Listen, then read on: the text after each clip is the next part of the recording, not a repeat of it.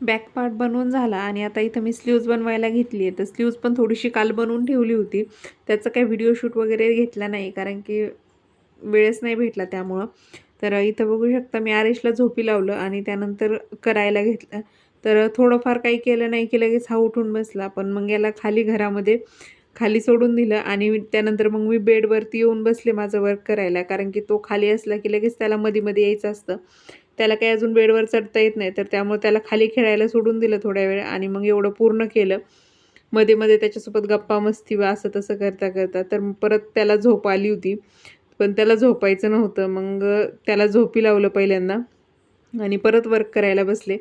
तर त्यानंतर एवढंच परत तो झोपला 1-1.5 तास. तेवढ्या वेळामध्ये एवढं कंप्लीट केलं आणि तो आता उठून माझ्याकडे असा बघत होता झोक्यात बसून.